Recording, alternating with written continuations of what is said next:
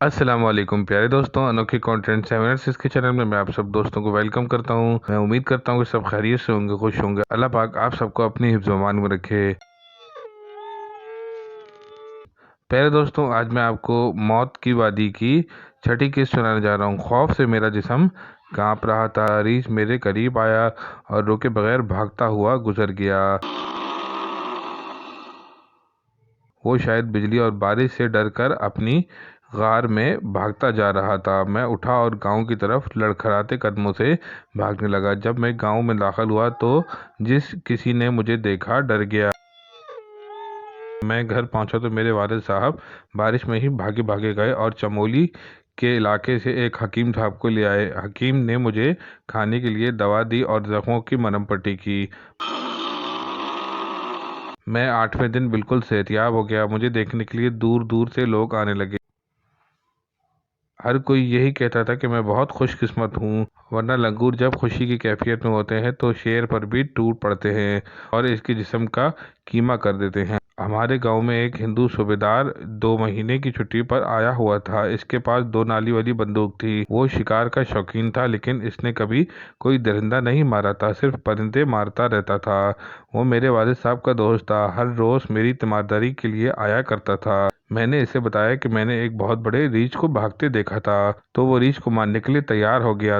تم ٹھیک ہو جاؤ تو میرے ساتھ چلنا اور مجھے بتانا کہ ریچھ کس طرف بھاگا جا رہا تھا۔ اس نے مجھ سے کہا۔ میں اس وقت نوجوان تھا، میرا خون جوش میں آ گیا۔ میں نے کہہ دیا کہ میں اس کے ساتھ ضرور چلوں گا۔ میرے گھر میں خالص گھی اور دودھ موجود تھا، انڈوں کی بھی کوئی کمی نہیں تھی۔ 15 دن میں میرے جسم کا سارا خون جو اس حادثے میں ضائع ہو گیا تھا پورا ہو گیا، اور ایک صبح میں ہندو صوبیدار کے ساتھ ریچھ کے شکار کو چل دیا۔ مجھے ہندو شکاری پر بھروسہ تھا یا نہیں، اس کی 2 نالی والی بندوق پر بھروسہ تھا۔ مجھے بالکل علم نہیں تھا کہ بڑے درندے کو مارنے کے لیے مچان بنائی جاتی ہے یا کیا کیا اہتمام کیے جاتے ہیں۔ غالباً صوبیدار کو بھی علم نہیں تھا، وہ پہلی مرتبہ شکار کے لیے جا رہا تھا۔ جب میں نے اسے مشورہ دیا کہ گھوڑوں پر چلتے ہیں تو اس نے کہا کہ گھوڑے درندے کو دیکھ کر بے قابو ہو جاتے ہیں اور بھاگ جاتے ہیں۔ ہم جب اس علاقے میں پہنچے جہاں لنگوروں نے مجھے گھیر لیا تھا تو میرے دل پر خوف طاری ہو گیا۔ میں ہر طرف دیکھنے لگا کہ جیسے لنگوروں کی فوج یہیں کہیں ہو اور مجھے چیر پھاڑ دے گی۔ ذرا بندوق تیار رکھنا، یہاں لنگور ہوں گے، میں نے خوفزدہ لہجے میں صوبیدار سے کہا۔ تم پر ان کی دہشت سوار ہے، لنگور ایک جگہ نہیں رہتے۔ صوبیدار نے ہنس کر جواب دیا۔ ہم بڑھتے چلے گئے۔ میرے خیال کے مطابق ریچھ اسی طرف بھاگا جا رہا تھا۔ صوبیدار اس علاقے سے واقف تھا۔ وہ کہہ رہا تھا کہ 3-4 کلومیٹر آگے کچارین اور کھوہ ہے، اسی علاقے میں درندے ملیں گے۔ 2-2.5 گھنٹے کے بعد ہم ایسی وادی جا پہنچے جس کی دونوں طرف چٹانیں سیدھی کھڑی تھیں۔ ان کی شکل پتھر کی دیواروں جیسی تھی۔ یہ دیواریں بہت ہی اونچی اونچی تھیں، ان کا رنگ بھی پھیکا اور ڈراؤنا تھا۔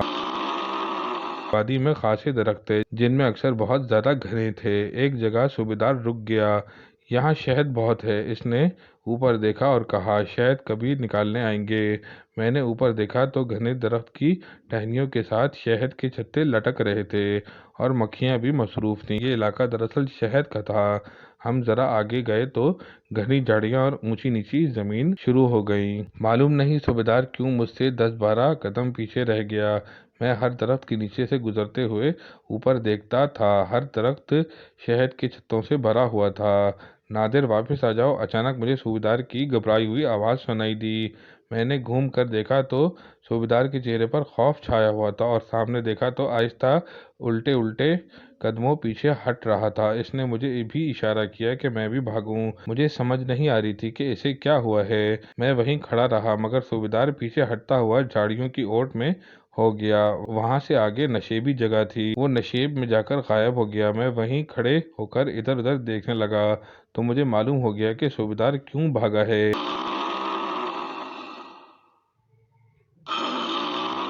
مجھ سے 20-25 قدم دور 2 بھیڑیے کھڑے میری طرف دیکھ رہے تھے، وہ آہستہ سے غرا رہے تھے۔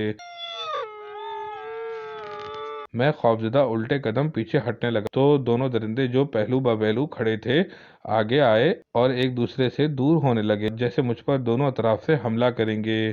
میں نے اپنے آپ کو یہ فریب دیا کہ صوبیدار نے انہیں دیکھ لیا ہے اور وہ کہیں سے چھپ کر ان پر فائر کرے گا، مگر یہ محض فریب ہی ثابت ہوا۔ بھیڑیا اکیلا ہوا تو کم ہی حملہ کرتا ہے۔ اگر بہت سارے بھیڑیے ہوتے ہیں تو وہ ہر طرف سے حملہ کرتے ہیں۔ یہ جوڑا اب میرے دائیں بائیں آ گیا اور دونوں خوفناک طریقے سے گرانے لگے۔ وہ ایک دوسرے کی طرف بھی دیکھتے تھے، جیسے ایک دوسرے سے پوچھ رہے ہوں کہ پہلے کون حملہ کرے۔ میں اب اس ہولناک حقیقت سے آگاہ ہو چکا تھا، میں بھاگ نہیں سکوں گا، میری موت یقینی ہے۔ مجھے صرف صوبیدار کی بندوق پر بھروسہ تھا، مگر صوبیدار لاپتہ ہو گیا اور بھیڑیے میری پہلوؤں سے میری طرف بڑھتے ہوئے قریب آ رہے تھے۔ میں نے اس روز بھی آیت کریمہ کا ورد شروع کر دیا، مگر میری آواز کانپ رہی تھی۔